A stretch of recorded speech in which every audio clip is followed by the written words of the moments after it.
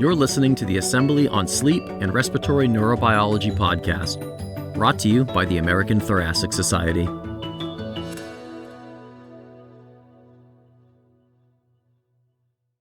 Then our next paper will be Tirzepatide for the treatment of obstructive sleep apnea and obesity, presented by Dr. Richard Schwab. Thank you. Next slide. So disclosure, you can go back. Disclosures, I am a consultant for Eli Lilly, but I don't think any of the rest of these are relevant. Next slide. I think many of you are familiar with this study, so I can relatively quickly, you can hit you can go forward. Thank you. Next slide. Most of you, I think, are familiar with this trial. It was a two-arm trial, basically the same trial, but one in a group of patients who use CPAP and then another group of patients who didn't use CPAP. Everybody also got sort of weight loss education, and they went up from 2.5 milligrams up until 12.5 or to 15 milligrams.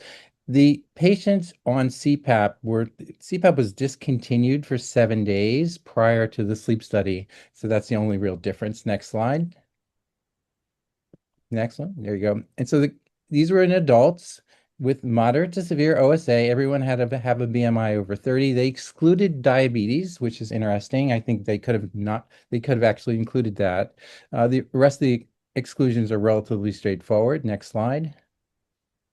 And basically the question was, does tirzepatide at 10 to 15 milligrams, the maximum tolerated dose, is it superior to placebo, the change in AHI from baseline to week 52? So it was an absolute change in AHI, not just the percent change. Next slide. There are a bunch of key secondary outcomes: percent change in AHI, 50% reduction in AHI, patients with an AHI of less than 5 or 5 to 14 with an Epworth Sleepiness Scale of less than 10, change in hypoxic burden. Next slide. In terms of the cardiovascular events, and these were all sample sized appropriately, the major cardiovascular outcomes were change in systolic blood pressure, although they did also look at diastolic blood pressure, and then change in body weight and CRP concentration. Next slide. There was several patient-reported outcomes, mostly looking at the PROMIS, sort of a sleep-related impairment, and then sort of a daytime impairment, as well as nighttime symptoms. Next slide. So here's the demographics. Middle-aged, really race across the world, really did a nice job with that. There were more men than women, but still a reasonable amount. Next slide.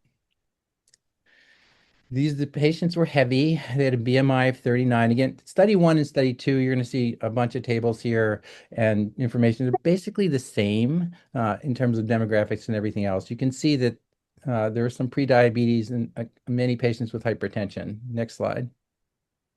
These patients had severe apnea. The average AHI was 52 or 49 in the other study. So a lot of moderate to severe OSA.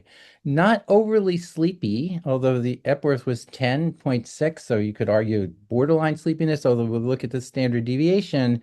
There were some patients who were sleepy, but the majority were not overly sleepy. Next slide. So here's the change in body weight. So in all these slides, placebo will be gray, tirzepatide blue, study 1, study 2, on treatment, in trial. I don't think you have to pay any attention to any of that. But if you look at the differences here, placebo lost a little bit of weight, not much. In tirzepatide in study 1 or study 2, anywhere from 18 to 20% reductions in their body weight. Next slide. So here's the primary endpoint. And so you've got a pretty significant absolute reduction in your AHI of 27 to 30 events per hour from time point 1 to the 52 weeks. There was a reduction at 20 weeks. You can see there, it's pretty significant, but the end trial was really at the end. And again, a pretty significant, clinically significant reduction in the absolute value of your AHI. Next slide. So the percent change, similar in terms of a 55 to 60% reduction in AHI. Again, I think this is a little bit problematic because it really depends on where you start. Again, if you start with an AHI of 15 and you go down to 7, that's a 50% reduction. But here, these patients started at a high level, and so I think you can trust the 50 to 60% reduction. There is going to be heterogeneity here. It's not always going to be the same for every patient, but pretty impressive across the board. Next slide. So spend a little time here. So just let's look at study 1. If you look at placebo versus tirzepatide, and you're going to see the percent change in categories. So if you look at the placebo, if you look at tirzepatide in the beginning, they were either yellow or red. And then if you look at the follow-up at 52 weeks, you're seeing roughly 45% of these patients were either an AHI of less than 5 or an AHI of 5 to 15 with a low Epworth. So there was a pretty big improvement in their categorization of AHI severity. Next slide. Hypoxic burden improved. You're going to see this sort of over and over again. I think these are probably clinically significant, although I don't have a good feel for what a change in hypoxic burden should be, but it looks statistically very significant. Next slide.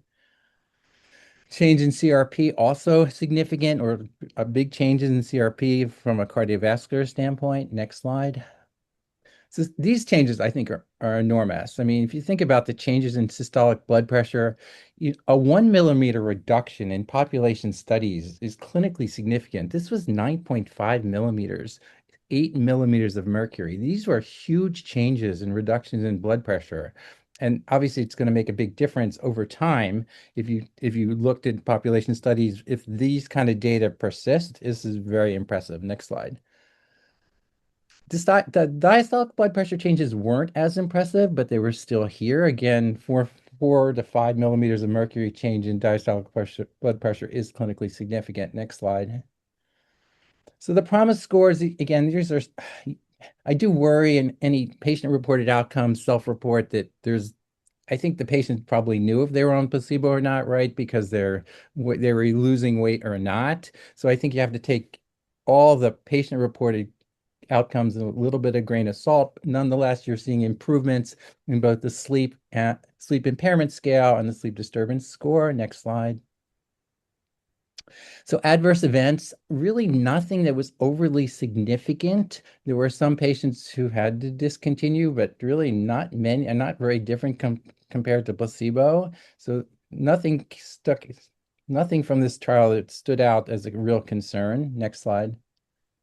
So summary, safety, I think the safety and tolerability of tirzepatide in patients with mild to moderate sleep apnea was shown, pretty safe.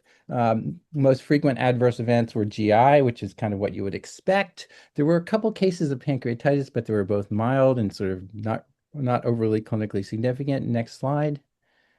Summary of efficacy, I kind of went through this, but really a very clinically significant reduction in your AHI, both percentage and absolute value. Pretty much every secondary outcome improved. PROMIS, systolic blood pressure, change in body weight, the AHI percent change, hypoxic burden, all improved. Next slide. I think that's all.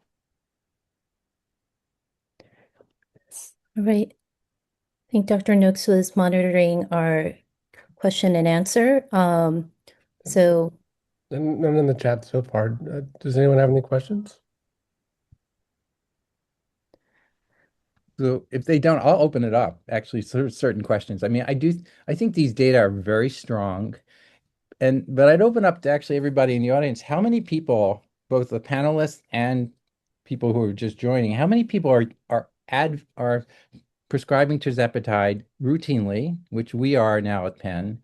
And the second piece of that question, if you're going to use it, I think, for people who also get CPAP at roughly the same time, do you start CPAP at the same time you start tirzepatide, or do you start CPAP first and then wait? So anyone want to answer either of those questions? I can jump in on that. I mean, I did, with this sort of data coming out, I sought obesity board certification, which in hindsight, I don't think was, fully necessary, but certainly, in those who are eligible, prescribing tirzepatide where applicable, and letting them know that it's a lifelong therapy, just sort of based on defended fat mass and metrics of homeostatic weight regulation, and then up front trying to mechanically stabilize the airway if they're agreeable.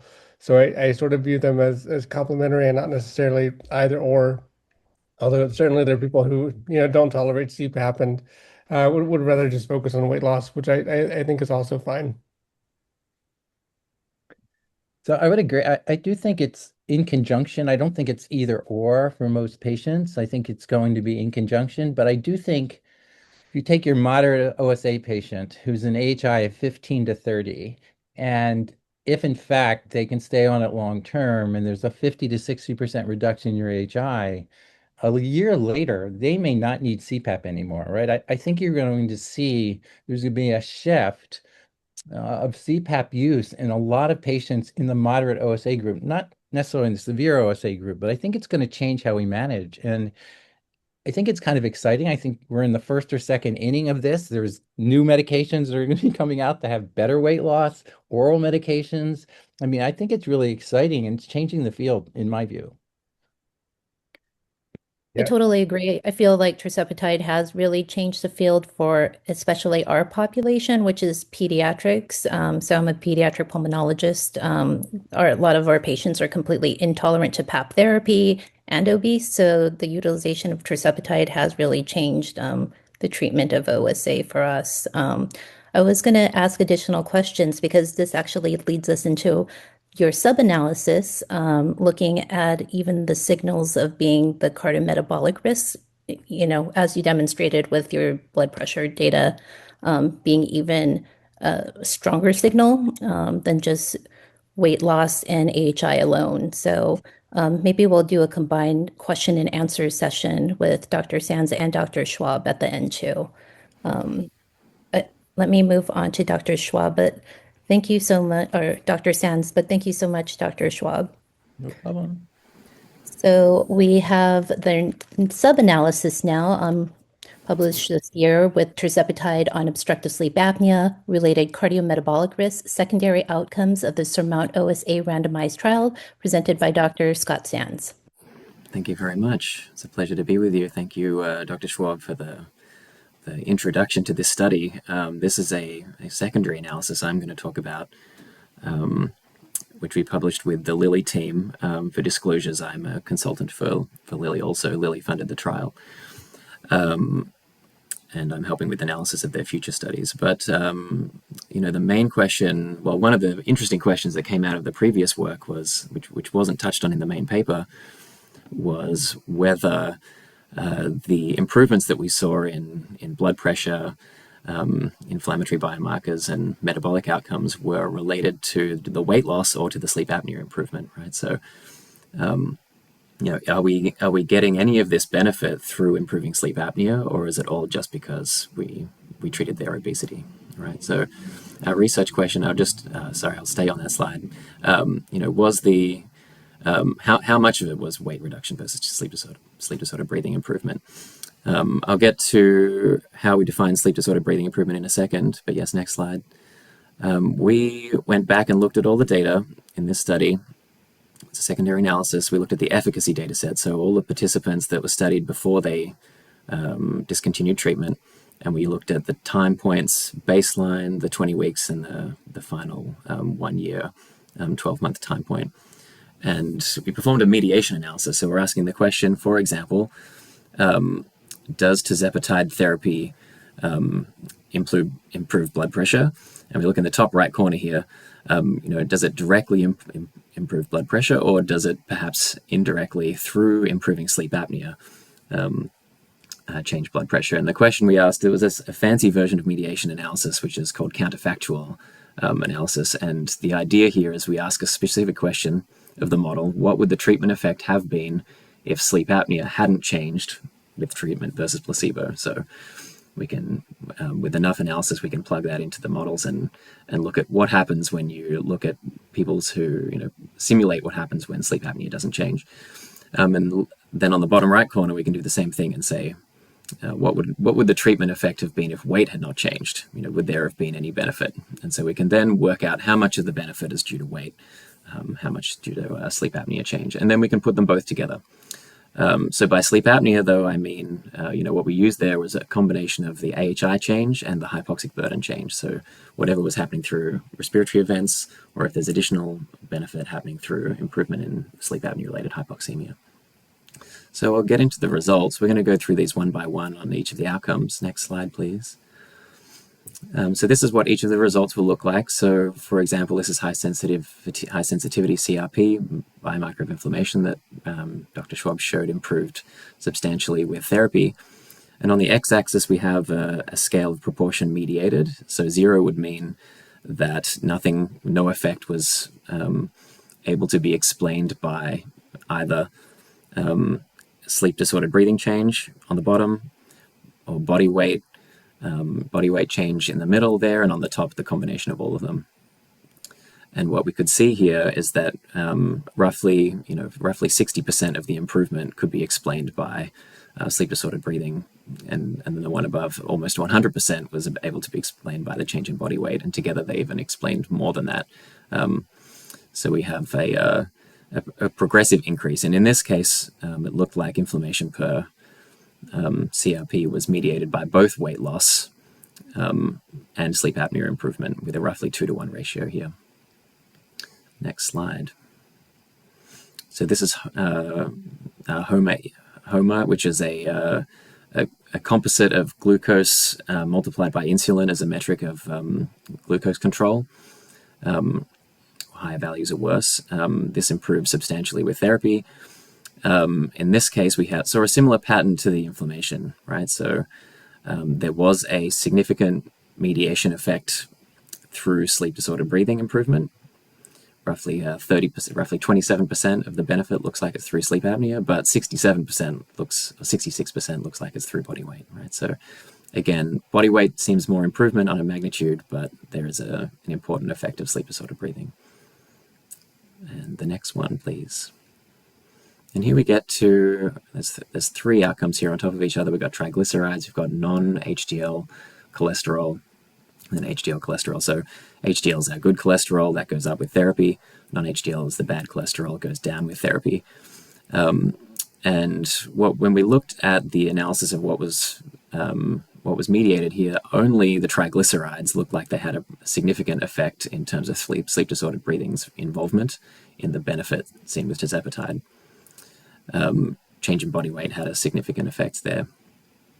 And then HDL, the non-HDL, neither separately did sleep disordered breathing or body weight explain anything and explain the tirzepatide benefit, except when together, it looked like then they combined to explain some benefit, right? So both suggesting that, pointing to some role of sleep disordered breathing improvement there in conjunction with body weight. And then finally at the bottom, weight alone explained the benefit in terms of increasing the good cholesterol there. Next slide, please. And then blood pressure. We saw Rich talked about the substantial improvement in blood pressure. Sadly, for the sleep disordered breathing field, it looks like the systolic blood pressure changes were mediated by weight loss and not at all by sleep apnea. And then in the diastolic blood pressure changes, which were not as profound, there was neither a body weight or sleep disordered breathing mediation effect detected. So in summary, improvements in sleep apnea severity measures were associated with secondary outcome benefits beyond weight effects on body weight for high sensitivity CRP. Our HOMA-IR biomarker of glucose control and triglycerides. Changes in OSA severity were not associated with the blood pressure benefits of tirzepatide. So overall body weight changes mediated a stronger proportion of tirzepatide effects than OSA severity, but treating OSA and obesity, if we, to the extent that this analysis is predictive, appears to require maximizing both cardiometabolic, to maximize cardiometabolic benefits overall. One limitation I want to raise before we move on is that these analyses, are using are using measures that have noise. Body weight is easily detected, easily measured, very noise-free. Sleep disordered breathing bounces around night to night, and so our ability to pinpoint sleep disordered breathing related benefits is a little more complicated. So I don't want to downplay any potential issues with analysis here that are due to the inherent night-to-night variability of OSA assessment. Thanks. All right. So the data on the SURMOUNT trial is so promising and really has, changed a lot of our therapies for sleep medicine, giving us another option for our patient population. But we don't have any long-term data yet, and a lot of the signal is more weight-based on the secondary analysis too, with symptoms returning after the medication is stopped because the weight gain in a lot of patients does go up after that. So despite not having long-term data, so this is an unfair question, do you foresee it being utilized in the majority of patients long-term, indefinitely, as a bridge, or? That I mostly leave that to my clinical colleagues. What I could probably add on the scientific side, though, is that I imagine that because it looks like sleep disordered breathing changes a lot with weight in each of these analyses,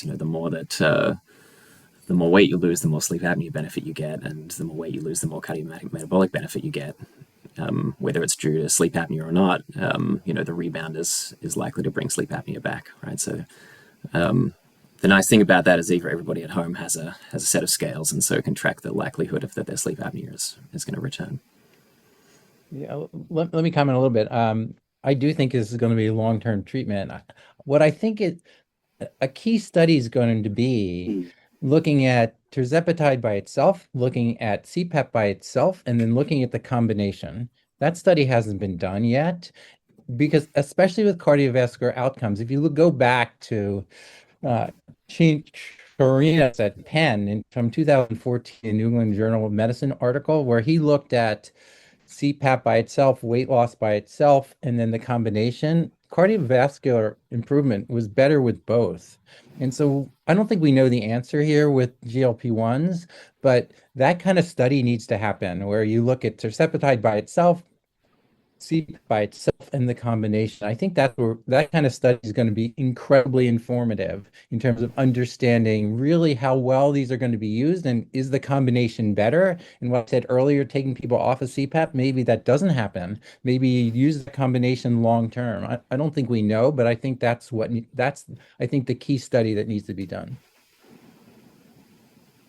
Yeah, and I'll just mention again, like obesity treatment is a lifelong thing, just because of the homeostatic nature of weight control. And Rena Mira has a question in the chat. She said, "Excellent analyses, given the pleiotropic effects of tirzepatide, and given that OSA appears to be driving the benefit in intermediate cardiovascular measures, do we think there are benefits from a muscle responsiveness standpoint or other mechanisms?" Yeah, I mean that's a good question. I'm thinking of that as a mechanistic. How is tirzepatide working? We have some endotypic trait analysis that we're looking at from muscle responsiveness.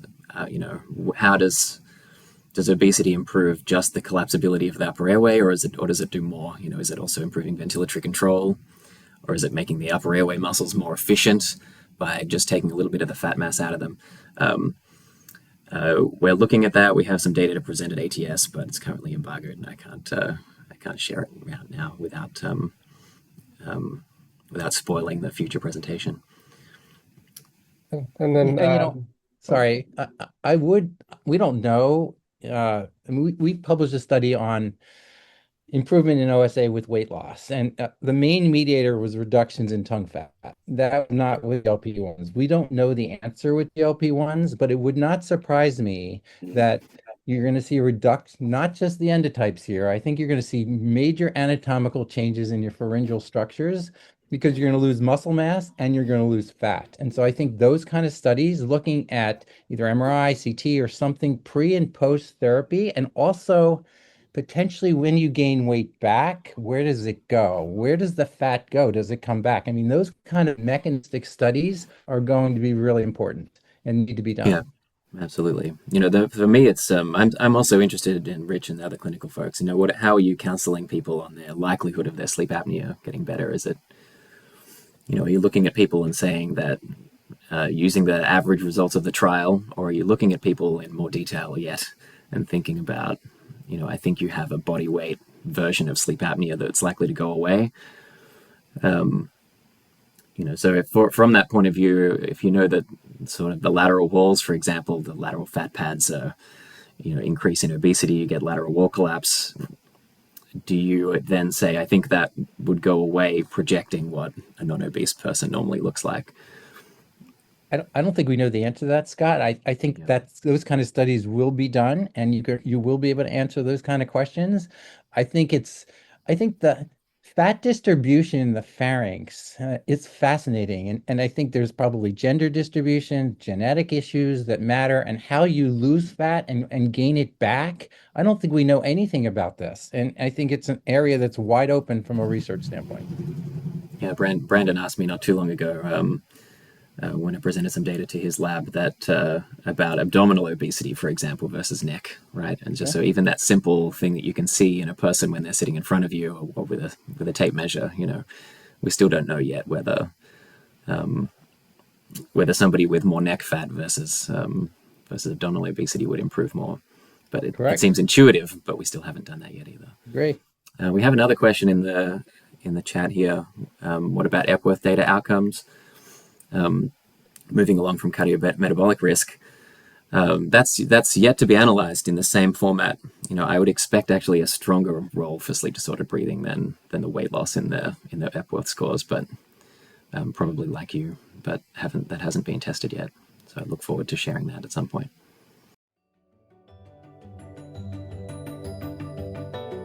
Thank you for joining us today. To learn more, visit our website at thoracic.org. Find more podcasts from the ATS assemblies on YouTube. Don't forget to like, comment, and subscribe so you never miss a show.